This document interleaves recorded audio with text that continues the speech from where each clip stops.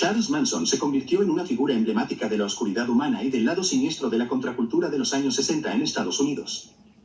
Aunque su influencia directa duró relativamente poco tiempo, las consecuencias de sus actos dejaron una huella profunda en la sociedad y en la cultura popular.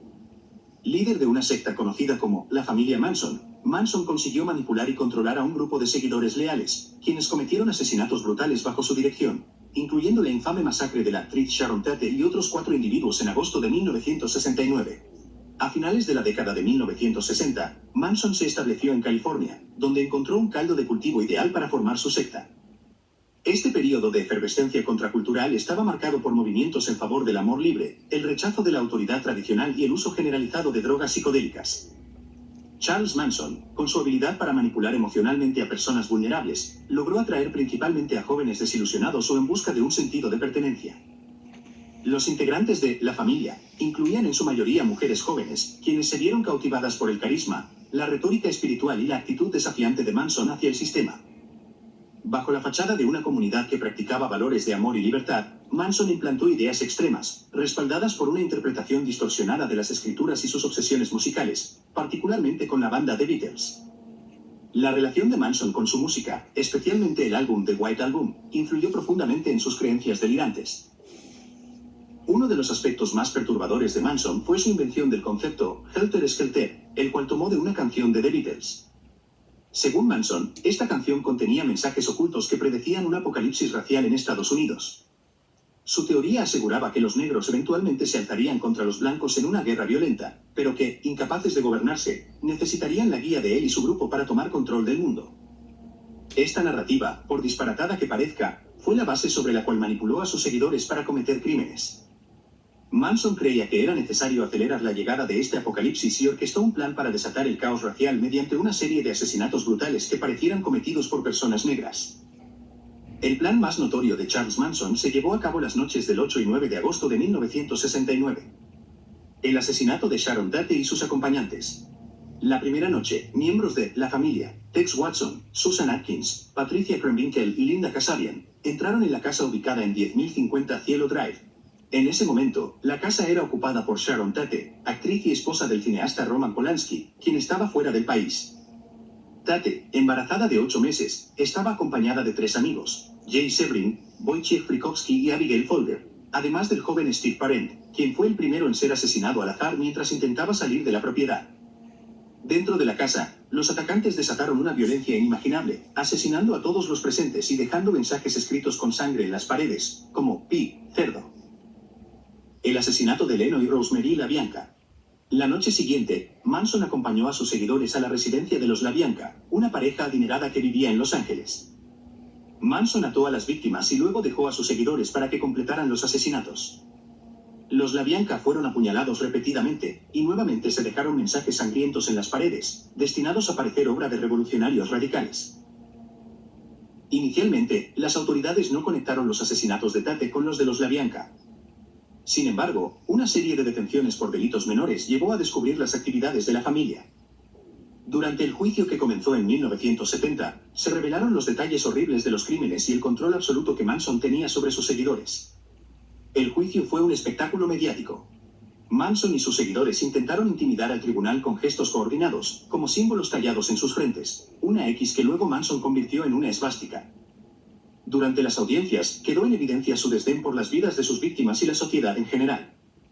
Finalmente, Manson y varios de sus seguidores fueron declarados culpables de conspiración y asesinatos múltiples. Fueron condenados a muerte, pero sus penas fueron conmutadas a cadena perpetua tras la abolición temporal de la pena de muerte en California en 1972.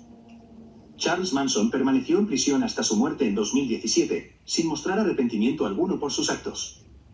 Mientras estuvo encarcelado, continuó siendo una figura de fascinación mórbida, dando entrevistas ocasionales que dejaban entrever su pensamiento errático y perturbado. El impacto cultural de los asesinatos Manson sigue vigente. Representan un momento crítico donde la ilusión de la contracultura de los años 60 chocó con una realidad más oscura. Los crímenes de Manson también resaltaron las peligrosas consecuencias de la manipulación psicológica y la influencia carismática maliciosa. Su historia ha inspirado innumerables libros, documentales y películas, convirtiéndolo en un símbolo de cómo las creencias extremas y el culto al ego pueden resultar en devastadoras tragedias.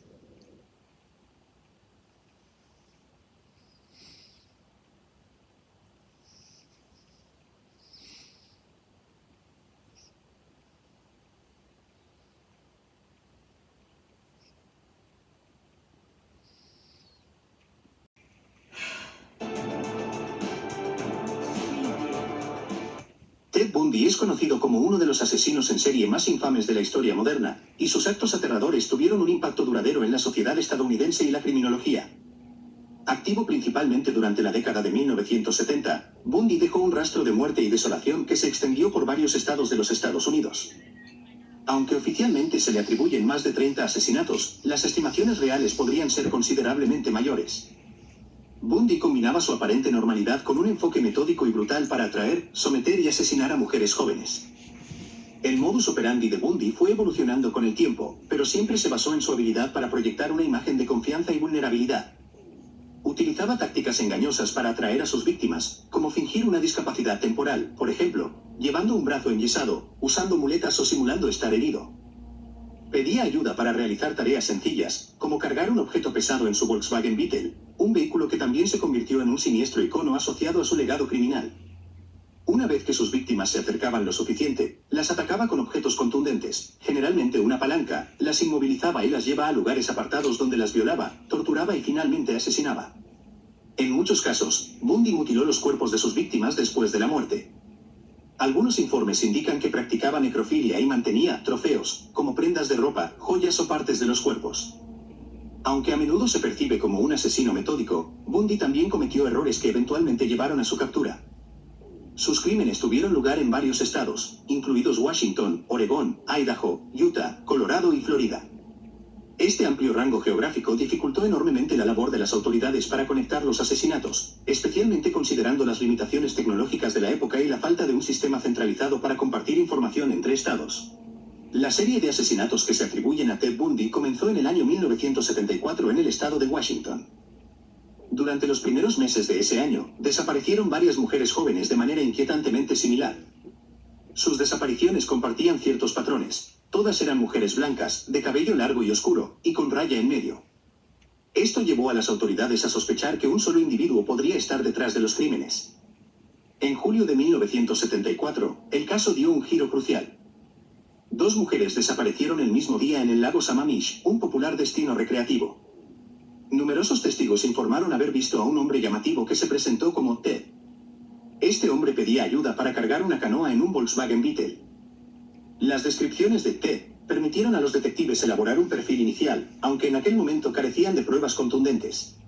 La verdadera investigación contra Ted Bundy comenzó en serio en 1975, cuando una joven llamada Carol Darron escapó de un intento de secuestro en Utah. Bundy había intentado atraerla usando un falso uniforme policial, pero ella logró defenderse y huir, proporcionando a las autoridades una descripción de su agresor y del vehículo que conducía. Posteriormente, en agosto de ese mismo año, Bundy fue detenido por una infracción menor de tráfico. La revisión de su automóvil reveló un kit de asesinatos, que incluía esposas, una palanca, cinta adhesiva y otros objetos sospechosos. Varios testigos identificaron su vehículo, y eventualmente, Darron lo identificó como su atacante en una rueda de reconocimiento. En 1976, Bundy fue condenado por secuestro y sentenciado a 15 años de prisión. Mientras estaba detenido en Colorado en 1977, Bundy logró fugarse en 2 ocasiones distintas. En diciembre, protagonizó una segunda fuga más elaborada. Escapó de su celda tras perder peso deliberadamente para pasar por un hueco en el techo. En Florida, Bundy volvió a matar. Cometió algunos de sus crímenes más brutales en enero de 1978, comenzando con el ataque a la casa de la hermandad Chi Omega en Tallahassee. Durante esa noche, irrumpió en la residencia y asesinó a 2 estudiantes, Lisa Levy y Margaret Bowman. Solo semanas después, secuestró y asesinó a Kimberly Leach, de 12 años, en uno de los actos más perturbadores de su historial. El juicio de Ted Bundy fue un evento histórico. Bundy insistió en representarse a sí mismo, lo que llevó a que el tribunal se transformara en una especie de espectáculo público. Aunque su carisma impresionó a algunos, las pruebas en su contra eran irrefutables. Entre las evidencias clave estuvieron las marcas de mordeduras dejadas en una de sus víctimas de Chi Omega, que coincidían perfectamente con su dentadura. En 1979, fue declarado culpable de los asesinatos de Lisa Levy y Margaret Bowman y sentenciado a muerte. El siguiente juicio por el asesinato de Kimberly Leach culminó con otra condena a muerte en 1980. Durante este juicio, Bundy se casó formalmente con Carol Ann Bowen, una amiga que lo apoyó incondicionalmente durante todo el proceso legal. Ted Bundy pasó casi una década en el corredor de la muerte, mientras presentaba apelaciones y ofrecía confesiones parciales en un intento de retrasar su ejecución. En sus últimos años, finalmente confesó más de 30 asesinatos, brindando detalles espeluznantes sobre sus crímenes. El 24 de enero de 1989, Bundy fue ejecutado en la silla eléctrica en la prisión estatal de Florida. Su muerte fue recibida con alivio por las familias de las víctimas y la sociedad en general, marcando el fin de una era de terror.